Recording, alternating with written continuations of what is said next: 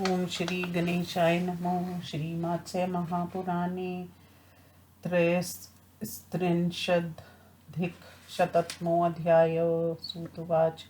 ब्रह्मादय सूत्यमानस्तु देवैर्देवो महेश्वरा प्रजापतिमुवाचेदं देवानां कं भयं महत्। भो देवा स्वागतं वो अस्तु ब्रूत यद्वो मनोगतं। तावदेव प्रयच्छामि नास्त्यदे हि वः। युष्माकं नितरां शं वैकर्ता विबुधर्षभा चरामि महत्यत्युग्रं यचापि परं तपा विद्विष्ट्वा वो मम द्विष्टा कष्टा कष्टपराक्रमा तेषां भावसम्पद्या पाध्यो युष्माकं भव एव च एव मुक्तास्तु देवेन प्रेम्णा शुभ्राः कासुरा रुद्रमाहुमहर्भागं भार्गः सर्व एव ते भगवस्तैस्तपरतप्तं रौद्रं रौद्रपराक्रमे असुरवर्धय मानासं वयं त्वं शरणं गता मयो नाम दिते पुत्र स्त्रीनेत्रकलहप्रिया त्रिपुरं येन तदद्गुदुर्ग कृतं पाण्डुर्गोपुरम् तदाश्रित्य पुरं दुर्गं दानवावर्निर्भया बाधन्ते अस्मान् महादेव प्रियश्म स्वामिनं यथा उद्यानानि च भगानानि नन्दादीनि चायानि च वराश्रापः सरस्सर्वा रम्भाद्यादनुर्जयहर्ता इन्द्रस्य वहारक्ष गजा कुमुदान् वामना एरावताध्यापहता देवतानां महेश्वर ये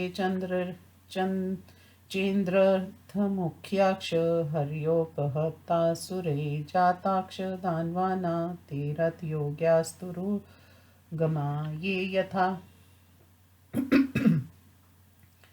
रथा ये गजाश्रैव या स्त्रियो वसुयचना तनो व्यभ्यन्त दैत्ये संशयो जीवते पुनः त्रिनेत्र एव मुक्तस्तु देवै शुक्रपुरोगमे उवाच देवान् देवेशो वरदो वृषवाहना व्यपगच्छतु वो देवा महद्दानवञ्जभयं तदै त्रिपुरं धक्षय क्रियतं यद् ब्रवीमि तथा यदिच्छत् मया दग्धुं तत्पुरं सहितानवं रथमोपैकं महां सज्जधर्मं किमायस्ते दिग्वाससा तथोताक्षिस्ते सपिता महकासुरा तथेतयुक्त्वा महादेवं चक्रुस्ते रथमुत्तमं धरां कुबरोको दोतु रुद्रपाशर्चरावुभो अधिष्ठानं शिरो मे रोक्षो मन्दर एव च चक्रुश्रन्द च सूर्यं च चक्रं काञ्चनराजते कृष्णपक्षं शुक्लपक्षं पक्षद्वयं पीक्षरा रत्ने मिथ्यं चक्रुदेवा ब्रह्मापुरसरा आदित्यं पक्षयन्त्र यन्त्रमेताक्ष देवता कमलाक्षत्राम्भया च नागाभ्यां संवेष्टितं भार्गवशाङ्गिराश्रैव बुद्धोर्गारक एव च शनैश्चरस्तथा चात्र सर्वे ते देवस्तमा सत्मा वरूथं गगनं चक्रुष्वरूपं तरथस्य ते कृतं द्विजन्नयन् त्रिवेणुशातकौम्भिकं मणिमुक्तेन्द्रियदनीलैक्षवृत्तं हासमुखे सुरे गङ्गासिन्धुशतुक्ष चन्द्रभागा इरावती वितस्ता च विपाशा च यमुना गण्डकी तथा सरस्वती देविका च तथा च सरयूरपि एता सरिद्वरा सर्वा वेणुसंज्ञा कृता रथे धृतराष्ट्रस्य ये नागास्ते च रश्म्यात्मका कृता वासुके कुलजा ये च रैवतवंशजा ते सर्पा दर्पसम्पूर्णा शचापतूने नूनगा अवतस्तु शरा भूत्वा नानाजातिशुभानना सुरसा शर्मा कद्रुविन्ता शुचिरेव च तृषा बुभुक्षा सर्वोग्रा मृत्युः सर्वशंस्तथा ब्रह्मावद्या च गोब्ध्या बालवध्या प्रजाभया गदा भूत्वा शक्त्यक्ष तदा देवरथे भयूयुः युगं कृत युगं चात्र चातुहोत्र प्रयोजका चतुर्वर्णा सलीलाक्ष बभूव सर्वन् कुण्डला तद्युगं युगसङ्काशं रथशीर्षे प्रतिष्ठितं धृतराष्ट्रेण नागेन बुन्दबलवता महत् ऋग्वेद सामवेदक्ष यजुर्वेदस्थापरा वेदाक्षत्वरा वार एवेते चत्वारस्तुरुगा भवन् अन्नदानपुरोगानि यानि धनानि कानिचित् तान्यासन् वाजिनां तेषां भूषाणि सहस्रशा पद्याद्वं तक्ष कक्ष ककोटक धनञ्जयो नागा बभूवुर्रवैते हयाना वालबन्धना ओङ्कार प्रभवास्ता वामन्त्र यकृतुक्रिया उपद्रवा प्रतीकारा पशुबन्धेष्टयस्तथा यज्ञोपवाहान्येतानि तस्मिल्लोकर्थे शुभे मणिमुक्ता प्रवालैस्तु भूषितानि सहस्रशा प्रतोदोक्वार एवासि तद्रङ्गं च वष्ट कृतं सिनीवाली कुहूराका तथा चानुमतिशुभा योकृत्राणा संसूत्रा गा नाम पस्परन् विग्रहा कृष्णा यथ च पीतानि श्वेतामिष्ठ कानि च अवदाता पताकास्तु बभूव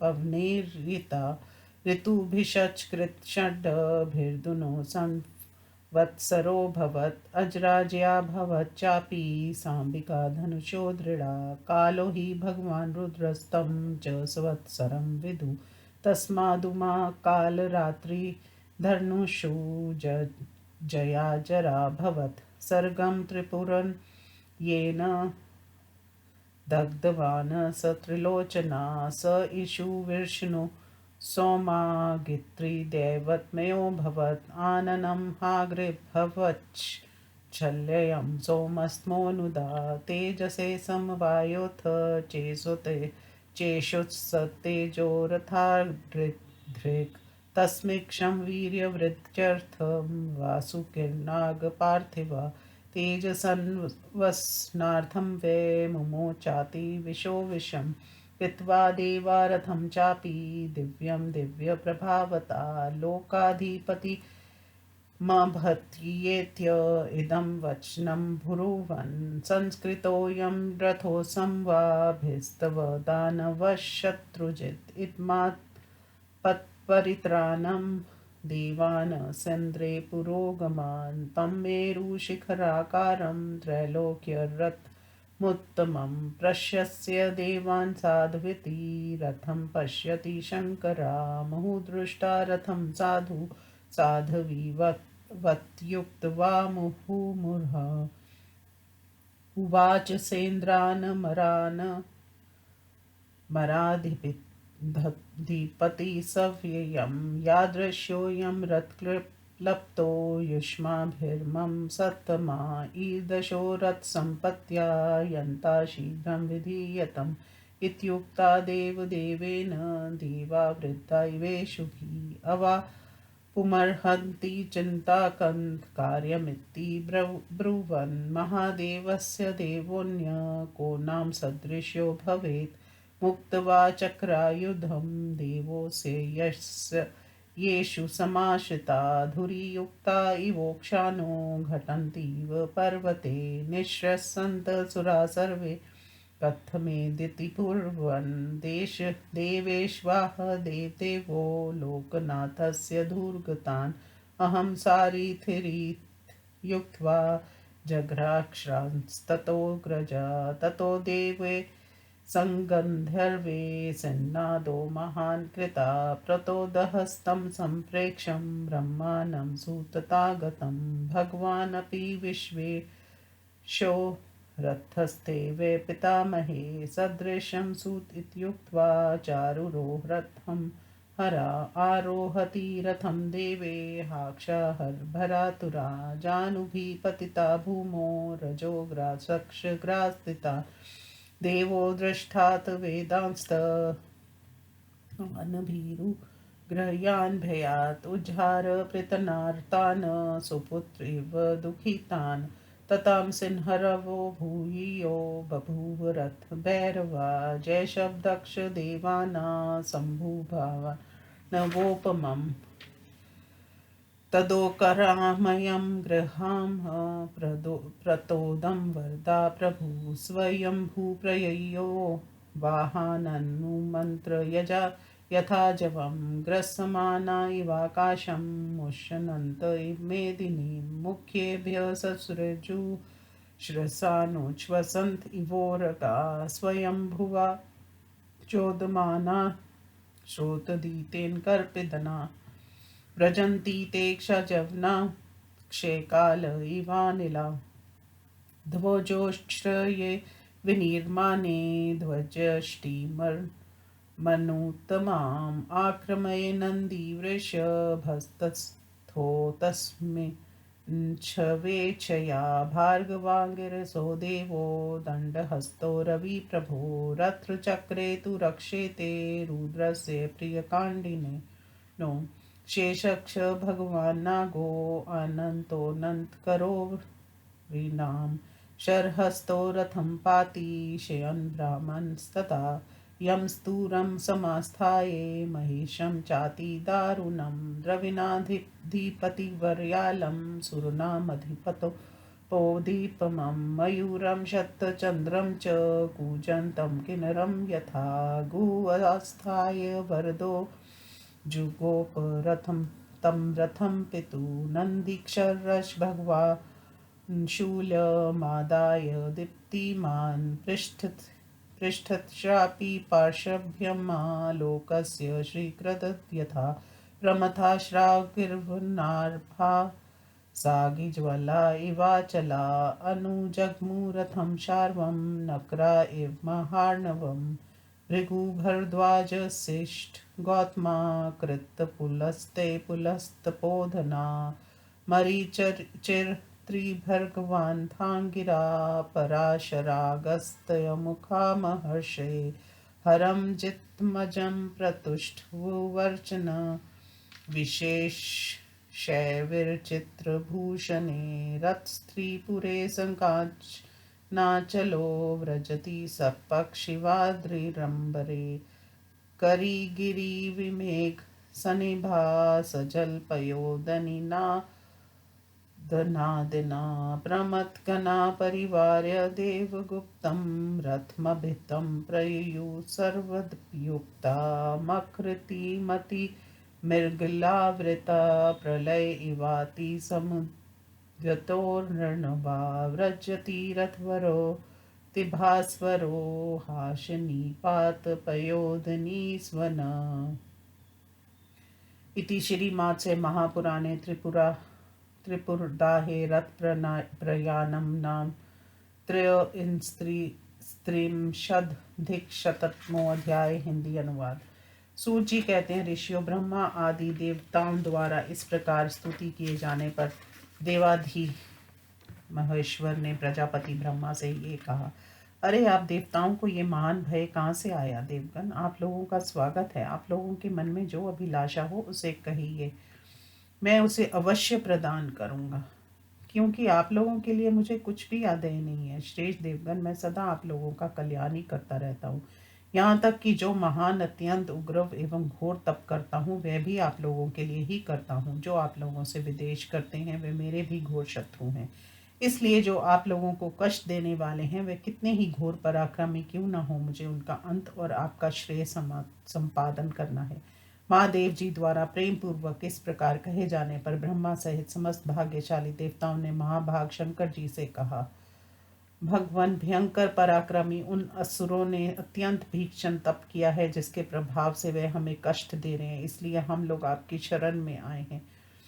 त्रिलोचन, आप तो जानते ही हैं, दिति का पुत्र मैं स्वभावत कल्प है, प्रिय है। उसने ही पीले रंग के फाटक वाले उस त्रिपुर नामक दुर्ग का निर्माण किया है। उस त्रिपुर दुर्ग का आश्रय लेकर दानव वरदान के प्रभाव से निर्भय हो गए। महादेव, वे हम लोगों को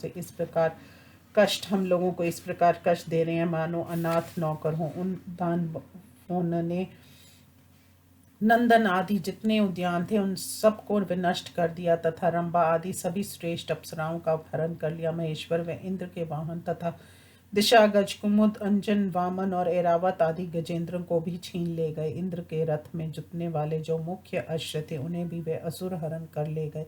और अब वे घोड़े दानवों के रथ में जोते जाते हैं। कहाँ तक कहें, हम लोगों के पास जितने रथ थे, जितने हाथी, जितनी स्त्रियां, जो कुछ भी धन था हमारा, वह सब दैत्यों ने अपहरण कर लिया है और हम लोगों के जीवन में भी संदेह उत्पन्न हो गया है। इंद्र आदि देवताओं द्वारा इस प्रकार कहे जाने पर त्रिनेत्रधारी वरदायक वृषवाहन देवेश्वर शंकर देवता ने देवताओं से कहा, देवगण, आप लोगों का दानवों से उत्पन्न हुआ महान भय दूर हो जाना चाहिए। मैं उस त्रिपुर को जला डालूंगा, किंतु मैं जो कह रहा हूँ वह ऐसा उपाय कीजिए। यदि आप लोग मेरे द्वारा दानवों सहित उस त्रिपुर को जला देने की इच्छा रखते हैं तो मेरे लिए समस्त साधनाओं से संपन्न एक रथ सुसज्जित कीजिए। अब देर मत कीजिए। दिग्वासा शंकर जी द्वारा इस प्रकार कहे जाने पर ब्रह्मा सहित उन देवताओं ने महादेव जी से बहुत अच्छा कहकर उनकी आज्ञा स्वीकार कर ली। फिर तो वह एक उत्तम रथ का निर्माण करने में लग गए। उन्होंने पृथ्वी को रथ, रुद्र के दो पाश्चरों को दोनों कबूर,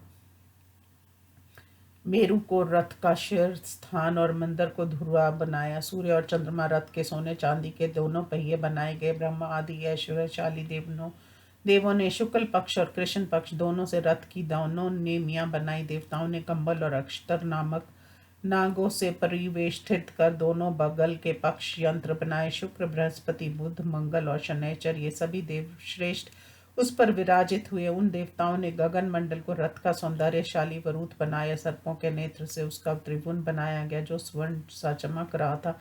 वह मणि मुक्ता और इंद्र नील मणि के समान 8 प्रधान देवताओं से घिरा था। गंगा, सिंधु, शतद्रु, चंद्रभागा, इरावती, वितस्था, विपाशा, यमुना, गंडकी, सरस्वती देवी का तथा सरयू, इन सभी श्रेष्ठ नदियों को उस रथ में वेणु स्थान पर नियुक्त किया गया। धृतराष्ट्र के वंश में उत्पन्न होने वाले जो नाग थे वे बांधने के लिए रस्सी बने हुए थे। जो वासुकी और रेवत के वंश में उत्पन्न होने वाले नाग थे वे सभी दर्प से पूर्ण और शीघ्रगामी होने के कारण नाना प्रकार के सुंदर मुख वाले बाण बनकर धनुष के तर्कसों में अवस्थित हुए। सबसे उग्र स्वभाव वाली सुरसा, देवशुनी, शर्मा, कुद्र, विनता, शुचि तथा तृषा, बुभुक्षा तथा सभी शमन करने वाले, मृत्यु, ब्रह्मा हत्या, गोत हत्या, बाल हत्या और प्रजाभय, वे सभी उस समय गदा और शती का रूप धारण कर उस देवरथ में उपस्थित हुई। कृत युग का जुआ बनाया गया। चातुहोत्र यज्ञ के प्रयोजक लीला सहित चारों वर्ण स्वर्णमय कुंडल हुए। उस युग सदृश जुए को रथ के शीर्ष स्थान पर रखा गया और उसे बलवान धृतराष्ट्र नाग द्वारा कसकर बांध दिया गया। ऋग्वेद, सामवेद, यजुर्वेद, अथर्ववेद ये चारों वेद, 4 घोड़े हुए, अन्न दान आदि जितने प्रमुख दान है वे सभी उन घोड़ों के हजारों प्रकार के आभूषण बने। पद्याय, तक्षक, ककोटक, धनंजय ये नाग उन घोड़ों के बाल बांधने के लिए रस्सी हुई। ओंकार से उत्पन्न होने वाली मंत्र, यज्ञ और क्रतु रूप क्रियाएं, उपद्रव, उनकी शांति के लिए प्रायश्चित, पशुबंध आदि इष्टियां, यज्ञों, पविता आदि संस्कार ये सभी उस सुंदर लोक रथ में शोभा वृद्धि के लिए मणि, मुक्ता और मूंग के रूप में उपस्थित हुए। ओंकार का चाबुक बना और वष्टकार उसका अग्रभाग हुआ। सिनी वाली चतुर्षीय अमा कहू अमावस्या की अधिष्ठात्री देवी, राका, शुद्ध पूर्णिमा तिथि तथा शुभदायिनी, अनुमति, प्रतिपद युक्ता, पूर्णिमा ये सभी घोड़ों के रथ में जोतने के लिए रस्सियां और बागडोर बनी। उसमें काले, पीले, श्वेत और लाल रंग की निर्मल पताकाएं लगी थी जो वायु के वेग से फहरा रही थी। 6 और ऋतुओं सहित संवत्सर का धनुष बनाया गया। अंबिका देवी उस धनुष को कभी जीर्ण न होने वाले सुदृढ़ प्रत्यक्षा हुई। भगवान रुद्र काल स्वरूप हैं, उन्हीं को संवत्सर कहा जाता है। इसी कारण अंबिका देवी काल रात्रि रूप से उन धनुष को कभी ना काटने वाली प्रत्यन्ना बनी। त्रिलोचन भगवान शंकर जिस बाण से अंत भार्ग सहित त्रिपुर को जलाने वाले थे, वह श्रेष्ठ बाण विष्णु, सोम, अग्नि इन तीनों देवताओं के संयुक्त तेज से निर्मित हुआ था। उस बाण का मुख अग्नि और फाल अंधकार विनाशक चंद्रमा था। चक्रधारी विष्णु का तेज समूचे बाण में व्याप्त था। इस प्रकार वह बाण तेज का समन्वित रूप था। उस बाण पर नागराज वासुकी ने उसके पराक्रम की वृद्धि एवं तेज के स्थिरता के लिए अत्यंत उग्र विष उगल दिया था। इस प्रकार देवगण दिव्य प्रभाव से उस दिव्य रथ का निर्माण कर लोकाधिपति शंकर के निकट जाकर इस प्रकार बोले, दानव रूप शत्रुओं के विजेता भगवान, हम लोगों ने आपके लिए इस रथ की रचना की है। ये इंद्र सहित संपूर्ण देवताओं की आपत्ति से रक्षा करेगा। समेरु गिरि के शिखर के समान उस उत्तम त्रैलोक के रथ को देखकर भगवान शंकर ने उसकी प्रशंसा करके देवताओं की प्रशंसा की और पुनः उस रथ का निरीक्षण करने लगे। वे बार बार रथ के प्रत्येक भाग को देखते और बार बार उसकी प्रशंसा करते। तत्पश्चात देवताओं के अधीक्षर में भगवान शंकर ने इंद्र सहित देवताओं से कहा, देवगण, आप लोगों ने जिस प्रकार मेरे लिए रथ सारी सामग्रियों से युक्त इस रथ का निर्माण किया है, इसकी मर्यादा को अनुकूल शीघ्र ही किसी सारथी का भी विधान कीजिए। देवाधिदेव शंकर के ऐसा कहने पर देवगण ऐसे व्याकुल हो गए मानो उसके बाणों से बींद गए हों। उन्हें बड़ी चिंता हुई। वे कहने लगी, अब क्या किया जाए भला? चक्रधारी भगवान विष्णु के अतिरिक्त दूसरा कौन देवता महादेव जी के सदृश हो सकता है? किंतु वे तो उनके बाण पर स्थित हो चुके हैं। ये सोचकर जैसे गाड़ी में जुते हुए बैल पर्वतों से टकरा जाने पर हाँफने लगते हैं, वैसे ही सभी देवता लंबी सांसें लेने लगे और कहने लगे कि ये कार्य कैसे सिद्ध होगा। इतने में ही उन देवताओं के बीच देवदेव अग्रज ब्रह्मा बोल उठे, सारथी मैं होऊंगा। ऐसा कहकर उन्होंने लोकनाथ शंकर के रथ में जुते हुए घोड़ों को की बागडोर पकड़ ली। उस समय ब्रह्मा को हाथ में चाबुक लिए हुए सारथी के स्थान पर स्थित देखकर गंधर्वों सहित देवताओं ने महान सिंहाद किया। तदंतर पितामह ब्रह्मा को रथ पर स्थित देखकर विश्वेश्वर भगवान शंकर उपयुक्त सारथी में मिला, ऐसा कहकर रथ पर आरूढ़ हुए। भगवान शंकर के रथ पर चढ़ते ही घोड़े उनके भार से व्याकुल हो गए। वे घुटनों के बल पृथ्वी पर गिर पड़े और उनके मुख में धूल भर गई। इस प्रकार जब शंकर जी ने देखा कि अक्षर रूपधारी वेद भई वश भूमि पर गिर पड़े हैं, तब उन्होंने उसी प्रकार उठाया जैसे सुपुत्र आर्त एवं दुखी पितरों का उद्धार करता है। तत्पश्चात रथ की भयंकर घर घराट के साथ सिंहाद होने लगा। देवगण समुद्र के गर्जना के समान जय जयकार करने लगे। तदंतर सामर्थ्यशाली वरदायक ब्रह्मा ओंकारमय चाबुक को हाथों में लेकर घोड़ों को पुचकारते हुए पूर्ण वेग से आगे बढ़े। फिर तो वे घोड़े पृथ्वी को अपने साथ समेटते तथा आकाश की ग्रस्त से हुए तरह बड़े वेग से दौड़ने लगे। उनके मुखों से ऐसे दीर्घ निश्वास निकल रहे थे मानो फुफकारते हुए सर्प हों। शंकर जी के प्रेरणा से ब्रह्मा द्वारा हाँके जाते हुए वे घोड़े प्रलय कालिक वायु की तरह अत्यंत वेग से दौड़ रहे थे। शिव जी की इच्छा से उस रथ में ध्वज को ऊंचा उठाने में निपुण नंदी वृषभ उस अनुपम ध्वज यष्टि के ऊपर स्थित हुए। सूर्य के समान प्रभावशाली शुक्र और बृहस्पति ये दोनों देवता हाथ में दंड धारण करके रुद्र का प्रिय करने की इच्छा से रथ के पहियों की रक्षा कर रहे थे। उस समय शत्रुओं का समूल विनाश करने वाले अनंत भगवान शेषनाग हाथ में बाण धारण कर रथ की तथा ब्रह्मा की आसन की रक्षा में जुटे हुए थे। यमराज तुरंत अपने अत्यंत भयंकर भैंसे पर, कुबेर सांप पर और देवराज इंद्र एरावत हाथी पर चढ़कर आगे बढ़े। वरदायक गुह कार्तिक के सैकड़ों चंद्र वाले तथा किन्नर की भांति गूंजते हुए अपने मयूर पर सवार होकर पिता के उस रथ की रक्षा कर रहे थे।